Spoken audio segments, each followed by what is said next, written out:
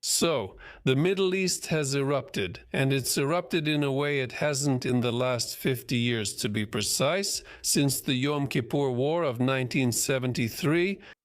The war of the US and Israel against Iran has overnight destroyed all geopolitical structures in this already turbulent region. These structures, which had been built with such difficulty over the past decades, at least somewhat restrain the likelihood of a major war in the Middle East. Since the war is still ongoing, it is still difficult to make any overall assessments. I will definitely prepare a separate analytical video right after the end of the active phase of hostilities. But considering the huge global resonance around this war and its colossal impact on our globalized world, I simply have no right not to make at least some preliminary conclusions and to model several scenarios of how the situation might develop in the short term. So, today I'll share some rather superficial but still important conclusions about the war with Iran.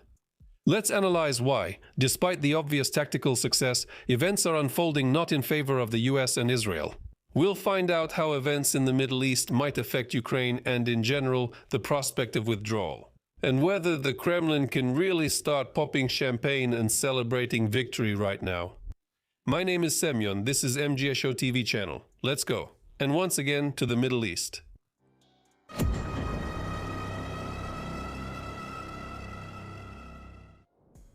The situation before the war. I won't go into detail about the background of this war on purpose. I'll just say that we have at least 2 very good videos on this topic on our channel. In one of them, I analyzed in detail the deep shifts that took place in the Middle East after the start of the war between Hamas and Israel in 2023. And in the other one, I discussed the likelihood of a new war with Iran starting. And yes, you heard me right, a new war. Because in June 2025 there was already a 12-day war between Israel and Iran, and the US joined in at the final stage. Everyone has already pretty much forgotten about it, even though not even a year has passed yet. I'll just remind you that back then, all of Iran's nuclear facilities were bombed, although the extent of their destruction was assessed differently. Trump, foaming at the mouth, was screaming and trying to prove to everyone who dared to doubt the complete destruction of Iran's nuclear program. He even openly insulted journalists and experts who quite reasonably criticized the official version.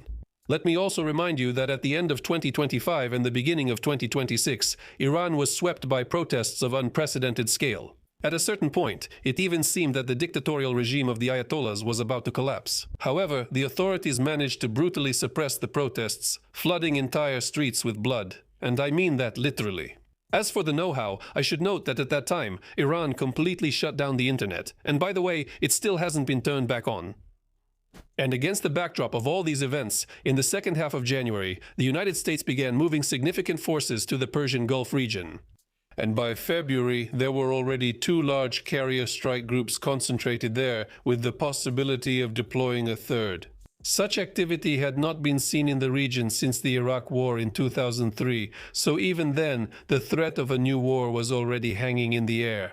A major war involving American military forces, by the way. We actually warned about this in our previous videos. What are the goals of the warring sides? Of course, in order to understand who is winning, it's necessary to figure out the goals of the opponents. We need to find out what each side wanted and whether they achieved what they desired in the end. Otherwise, we won't get any further. For Israel, it's simple. The war with Iran is a matter of its own survival. Nothing more, nothing less. The Ayatollah regime has never changed its stance. The Ayatollahs have stated that their main goal is the destruction of the Zionist entity, meaning Israel, and have done everything to achieve this. Until recently, not directly, but through their proxies, terrorist organizations, Hamas, Hezbollah, and the Yemeni Houthis. Therefore, for Israel, it is vital not just to weaken Iran's military potential, but to completely change its leadership, overthrow the theocratic dictatorship, and establish a more or less reasonable regime. As it was before 1979, that's why the current Israeli Prime Minister, Benjamin Netanyahu, was dissatisfied with the results of the 12-day war and wanted more. But he understood that he would not be able to overthrow the Ayatollah regime by himself. For Iran, the situation is exactly the opposite. Israel is a mortal enemy, the little Satan as it is called by official propaganda. Therefore, it must be destroyed at any cost. However, in order to win, you definitely need not only drones and ballistic missiles, but also your own nuclear weapons. And while they don't have it, Israel needs to be weakened as much as possible with constant local strikes, like the terrorist attack on October 7, 2023. So basically, Iran just needs to buy time, lick its wounds, and prepare as best as possible for the decisive battle. Of course, you might ask, what does the US have to do with this? Why did they get involved in all this mess? Yes, Israel is America's strategic ally. It's America's main foothold in the Middle East. However, until last year, the US had never directly intervened in the wars that Israel was fighting. Yes, they helped with weapons, ammunition, equipment, and provided huge amounts of funding. And besides, when taking office in his inaugural speech, Trump directly stated that under him, America would not start new wars and would also end the ones already started. So, does it mean they fooled the fool completely? Tehran in 3 days. The obvious answer to why the US got involved in this war was given by the head of the US National Counterterrorism Center, Joe Kent, who resigned on March 17 in protest against the war with Iran. He became the first official of that rank. It is quite possible that he won't be the last. And in his interview with Tucker Carlson, a hugely popular blogger among Trump supporters, he directly stated that Iran did not pose an immediate threat to the US. And Trump made the decision to enter this war under pressure from Israel, and most importantly, thanks to the powerful pro-Israel lobby inside America. It's no secret that the current American president is heavily influenced by his longtime business partner Steve Witkoff and his son-in-law Jared Kushner. Both are ethnic Jews, and Kushner is also an Orthodox Jew. Plus, Trump has never hidden his strong pro-Israel sympathies. This opinion is also confirmed by publications that are appearing more and more frequently in many Western media outlets. And the common thread there is not only that Netanyahu dragged Trump into an unnecessary war, but also that he concealed a significant part of the intelligence about the real situation inside Iran. For example, the famous Israeli intelligence agency Mossad reported that the Ayatollah regime would hold on even in the event of a prolonged military campaign against the Iranian Republic. That a large-scale US attack is unlikely to eliminate it. To uproot the entrenched military and religious elite of Iran without external intervention, that is, without a direct ground invasion into Iran itself. For example, the Washington Post, citing insider information from intelligence agencies, claimed that even if the supreme leader Ayatollah Khamenei and his closest circle were eliminated, the remaining Iranian elite would not agree to any deal with the US or Israel, but would continue the struggle according to pre-developed plans to preserve the continuity of power. However, Netanyahu and Trump's circle managed to convince the man in the White House that Khamenei's power was severely weakened by the recent protests and last year's 12-day war. They argued that all it would take is to eliminate this 86-year-old man and about a dozen of the most radical officials in power, and the regime in Tehran would collapse like a house of cards. And then, more rational and pragmatically minded elites would take the helm of Iran. For example, the current president, Masoud Petra, was considered one of them. And these moderate Islamists are supposed to reach an agreement with the US and Israel. And as the cherry on top, especially for Trump, the new authorities were supposed to allow American companies into the oil and gas sector. Of course. And this is especially important given that energy companies have traditionally been extremely important sponsors of the US Republican Party. Trump hesitated for a long time because the risks were really high. Throughout February, preparations for the attack continued while American and Iranian delegations negotiated Iran's renunciation of further nuclear weapons development. Donald Fredovich's decision was undoubtedly influenced by the desire to take control of Iran's oil industry and thereby weaken China's economic position, since Beijing was the main buyer of Iranian oil. The quick and most importantly absolutely bloodless special operation to kidnap Venezuelan President Maduro also had an influence. I talked about this in one of my previous videos. Apparently, Trump decided that by eliminating the dictator, it would then be easy to get rid of the dictatorship itself, or at least bring it under his control. The only thing that held him back was the fear of losses among American servicemen. After all, the issue wasn't just about a war with Iran. Any war was extremely unpopular in American society, and that was true across all its social groups. However, the joint American-Israeli plan called for only targeted missile strikes without any ground component. Minimal risk, and that's why Trump was talked into it.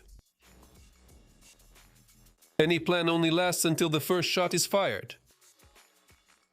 At first, everything in this war went surprisingly smoothly, which is the most interesting part. Israeli cyber intelligence managed to infiltrate street surveillance cameras in Tehran and track the motorcade of the Ayatollah and other high-ranking officials. And when on the morning of February 28, 2026, they all gathered together for a meeting, a powerful, devastating airstrike was carried out against them.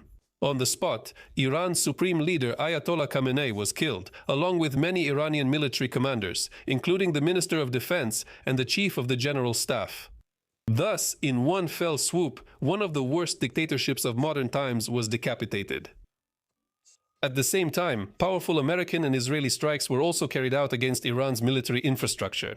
Also, on the same day, at least 2 more strikes were carried out on command posts where lower-ranking military commanders were holding operational meetings. Therefore, the number of high-ranking Iranian officials and officers killed on February 28 is estimated to be in the dozens, if not hundreds. It seemed time to celebrate victory. Israeli and American intelligence agencies, together with a high-tech military machine, put on a masterclass in how to wage war today. So, did the Blitzkrieg succeed or not? As an answer, strangely enough, we can refer to the myths of ancient Greece, more specifically to the labors of Heracles. His second labor was to destroy the Lernaean Hydra. This creature had many heads, but most importantly, when you cut off one, 2 would immediately grow in its place. So, the theocratic dictatorship in Iran is a veritable Lernaean Hydra, without exaggeration. As soon as you cut off one head, 2 or even 3 appear. And none of them want Iran to make a deal with Trump, let alone with Netanyahu. First of all, it should be noted that despite the deaths of a large number of leaders, Iran's state and military apparatus remained fully operational and capable of mounting an organized defense. And not only to defend, but also to counterattack. And in the very first hours after the elimination of Ayatollah, Iran began to launch unprecedented retaliatory missile and drone strikes. Moreover, these strikes were not chaotic, but targeted. It immediately became clear that the Iranian authorities had been preparing for such a scenario for a long time. Therefore, they did not give in to panic and chaos. That internal disorganization and confusion was exactly what the US leadership had been counting on. Moreover, the power vacuum did not last long. On March 8, the highest Shiite clergy elected a new supreme leader. He was the son of the late Ayatollah Mojtaba Khamenei, known for his views that were even more radical than his father's. So, the US expectation that rational people willing to negotiate would come to power in Iran after the death of the half-crazed old man did not come true at all. Quite the opposite happened, and the much-anticipated split within the political and military leadership has not materialized either. Instead of a power struggle, the Iranian elite is demonstrating an unprecedented level of unity and solidarity, as well as determination to keep fighting. And this is despite the obvious technological advantage of the US and Israel. The expectation of a popular uprising after the death of the elder Khamenei also did not come true, because the protests were harshly suppressed by the Iranian authorities back in January, and those who survived are too intimidated to stand up against the regime. Especially since Iran's security apparatus has barely changed. Only the top officials have changed. Mid-level leaders have replaced the deceased generals, but the system itself has remained extremely resilient. Plus, a significant part of Iran's population, especially in rural areas, genuinely supports the ruling regime. That's why, the day after the elder Khamenei was eliminated, crowds of mourners and wailers gathered on the streets and squares of Tehran. You might say they're brainwashed and zombified. Maybe, but that's the reality of life. That's Iran.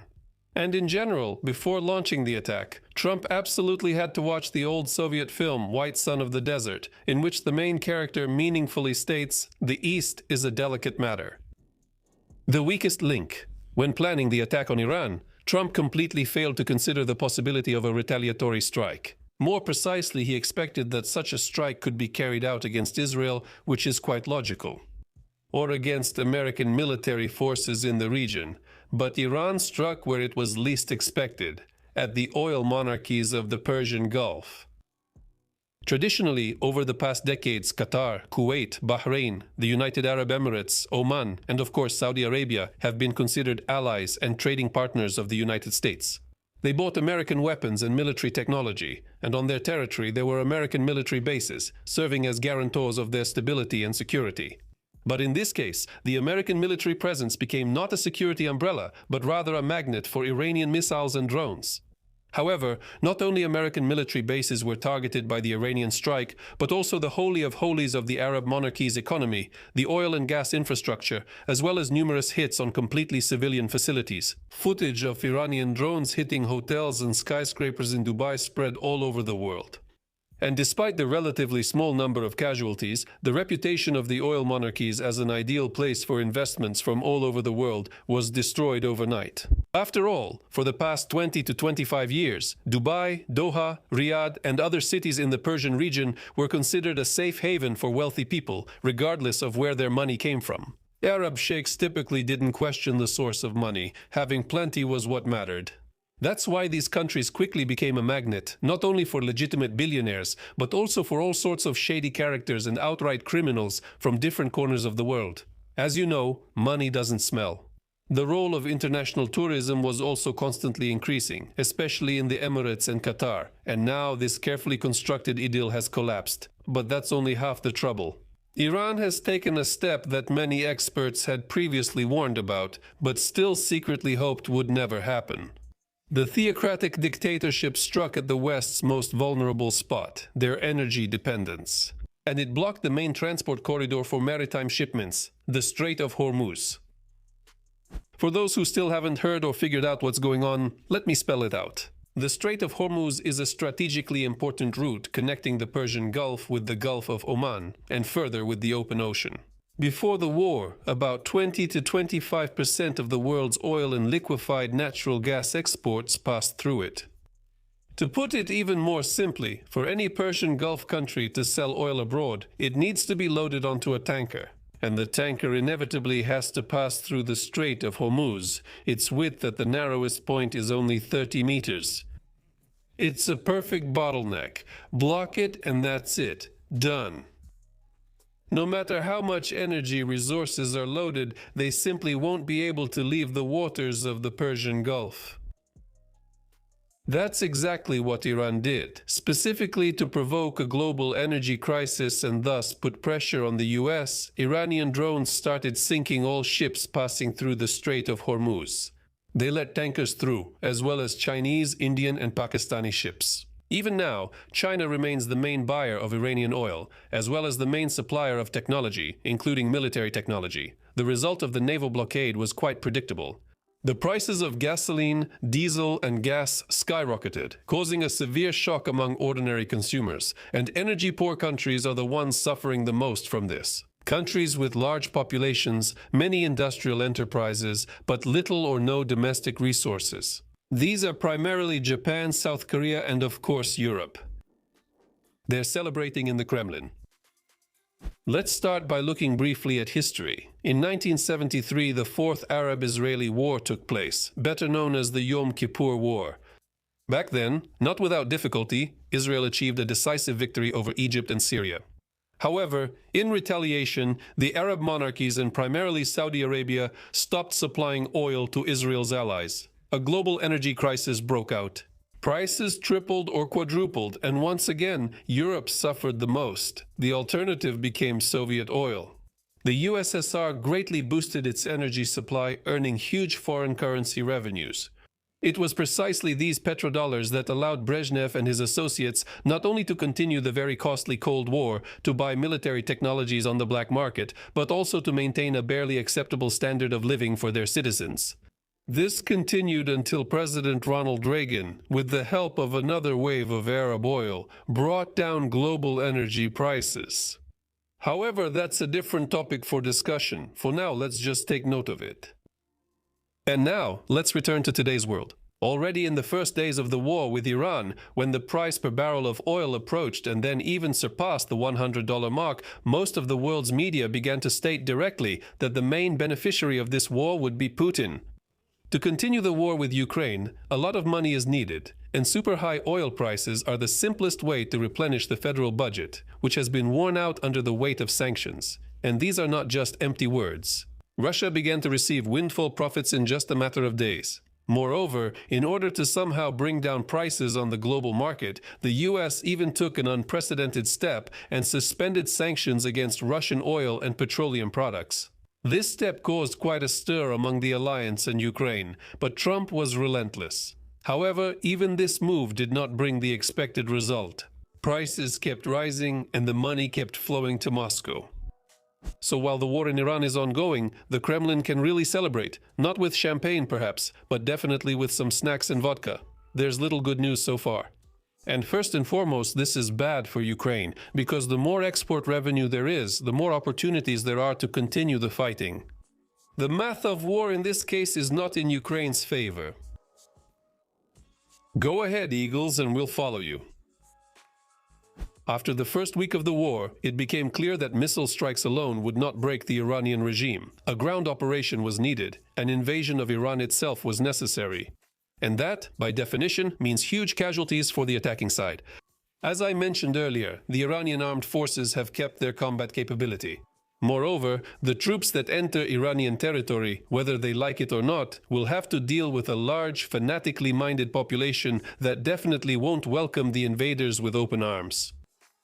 American soldier casualties are the worst possible scenario for Trump, even worse than oil prices. If oil prices can be rolled back after the war, people can't be brought back. And if Israel is ready for casualties in the name of destroying the Iranian regime, and therefore any strikes by Iran against it, no matter how powerful they are, практически никакого эффекта не дает, то штат they are clearly not ready for the same kind of human losses. Most Americans are strongly against a war in Iran and against any wars in general. That's why Trump started looking for forces that could help him pull chestnuts out of the fire. At first, he wanted to encourage the Arabs to do this, since they were actually the ones who suffered the most from the attacks. But no. None of the oil monarchies wanted to go to war directly with a heavily armed Iran. Moreover, many experts consider the level of combat readiness in these countries, even in Saudi Arabia, to be quite low. And the issue is not the weaponry, which is mostly American, but rather the lack of willingness to fight at all. The morale is extremely low. Then the US decided to approach the Kurds, who proved themselves to be good soldiers in the Iraqi and Syrian wars. The Kurds are truly a unique people. Heh. The largest nation in the world without its own state. They only have autonomy in Iraq and a self-proclaimed unrecognized state called Syrian Kurdistan, better known as Rojava. Plus, many Kurds live in Turkey, and about 10 to 12 million are in Iran. It was this last factor that the American command decided to take advantage of, so to speak, to try to break Iran apart from within using the Kurds. To ignite a civil war and thus, if not directly defeat Tehran, then at least weaken the power of the Ayatollahs and force them to negotiate. Moreover, out of the entire population, the Kurds are the most dissatisfied with the ruling regime, since most of them practice Sunnism, while the foundation of the Iranian dictatorship is precisely the Shiite Muslims.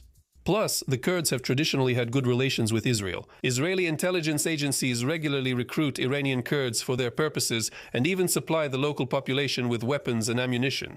However, so far the Kurds themselves are not in a hurry to let the Americans do all the dirty work, especially since there isn't much trust in them. The thing is, when the war in Syria was at its peak, which, by the way, we have an excellent video about on our channel, the US helped the Kurds create their quasi-state of Rojava and constantly promised to continue supporting them in the future. But as soon as the situation changed and, instead of Bashar Assad, a more negotiable leader for the West, Ahmed Asharah came to power, the Trump administration quickly abandoned their former allies.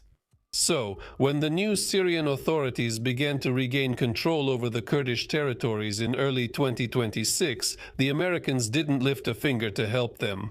So, in the eyes of most Kurds, the US are just the most ordinary swindlers. That's why they don't want to be obedient tools in their hands. And now comes the real highlight. Trump is trying to drag Europe into the war, even though Europe is the one suffering the most from extremely high oil prices. A little explanation is needed here. European countries, including the US's NATO allies, were not really in the loop about the preparations for attacks on Iran. No one consulted them or asked for their opinion. That's why many European capitals were a bit shocked on the morning of February 28. Most countries actually declared their neutrality and non-interference. Even the traditional main US ally in Europe, the United Kingdom, through Prime Minister Keir Starmer, stated that it would not join the strikes on Iranian territory, focusing exclusively on protecting trade. The governing bodies of the EU repeatedly called for de-escalation and an immediate ceasefire from all sides. And Spain sharply condemned the strikes on Iran, publicly calling the actions of the US and Israel illegal and a violation of international law. And overall, European society as a whole has taken a strong anti-war stance, unwilling to get involved in a war they don't need with unpredictable consequences. Therefore, faced with such resistance from Europe, Trump wants to at least minimally involve its forces and capabilities. And that's why he put forward demands to NATO allies to send their fleet to forcibly unblock the Hormuz Strait. Although given the way events are unfolding, this looks like complete cynicism, since the US, having the largest fleet in the world, is not in much of a hurry to be the first. And they even deliberately moved their aircraft carriers further out into the open sea so that Iranian missiles and drones couldn't reach them. But that's just Donny being Donny. So at the moment, there's no one eager to participate in the war started by Trump and Netanyahu, and it's unlikely that anyone will. As they say, there are no fools here. And only dear Russia keeps making money and supplying the Iranian authorities with the necessary satellite intelligence. What's wrong with that? After all, they're allies. Although Moscow can't really help Tehran with anything more at the moment, Iran just isn't a priority right now. They've been dealing with Ukraine for 5 years already and still can't sort it out. What happens next? Since the conflict in the Middle East is still ongoing, the situation changes almost every day. That's why these forecasts may seem quite debatable and even controversial. So if you have any comments about my theories, or if you have your own, write them in the comments. Well, what can I say? Trump has already announced a 5-day ceasefire, although he might be preparing for some kind of troop landing or deployment. We'll see anyway.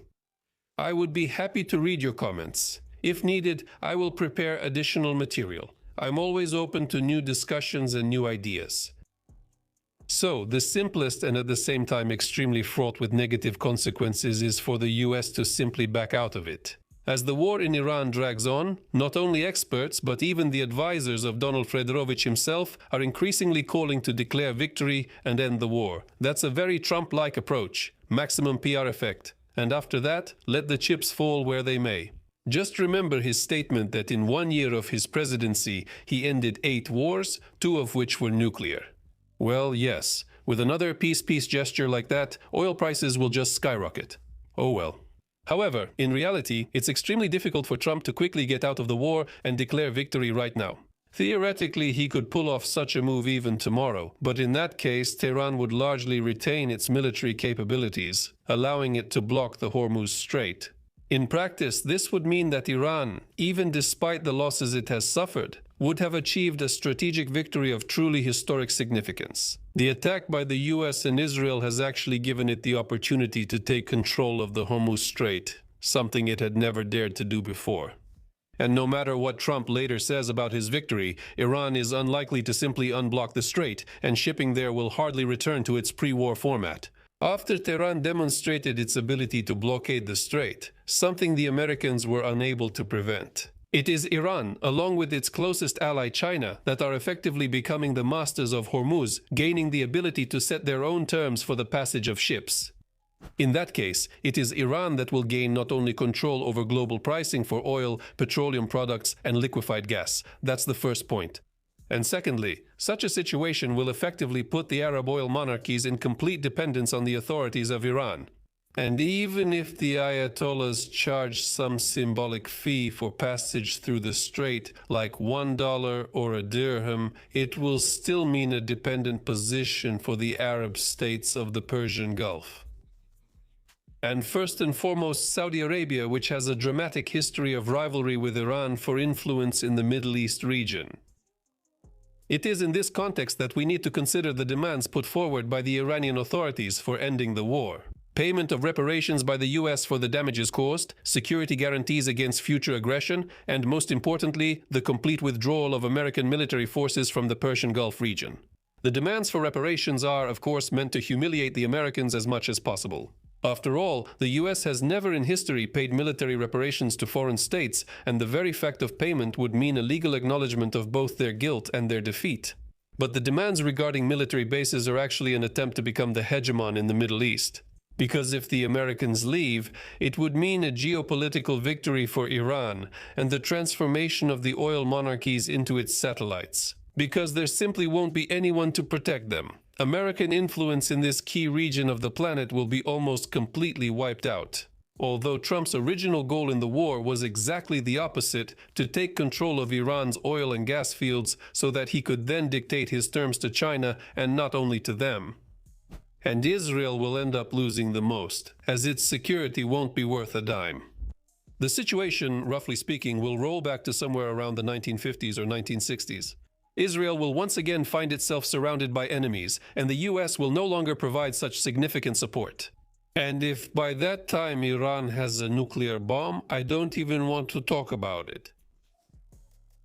Accordingly, if the war ends at this stage, it will be a strategic defeat for the US. And on a scale much greater than Vietnam and Afghanistan combined. That's why the experts' opinions are becoming increasingly clear. Another scenario is for the US to achieve another major victory, one that can be accomplished with minimal losses. In other words, to pressure Iran so much that, with strong cards in hand, as Trump likes to say, they can start negotiations on the most favorable terms for themselves.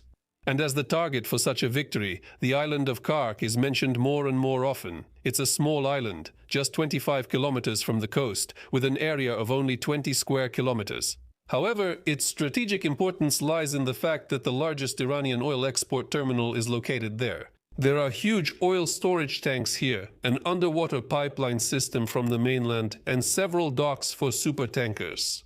Oil from Kark is mainly exported to China, India, and other Asian countries. Roughly speaking, about 90% of all Iranian crude oil and petroleum product exports go through Kark. Therefore, capturing this island, from the perspective of the countries supporting the operation, would have effectively crippled Iran's economy and thus forced its authorities to become more willing to negotiate.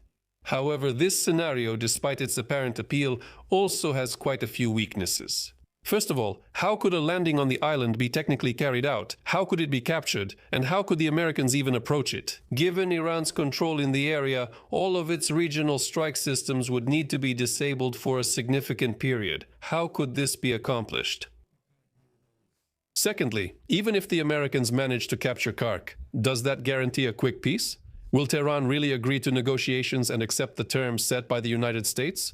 Or will they send hundreds of missiles and drones to that small island, burning everything there to the ground along with the Americans present? Yes, in the latter case, Tehran would lose almost all of its oil exports for the duration of the war, but for the current leadership of Iran, that might be an acceptable price.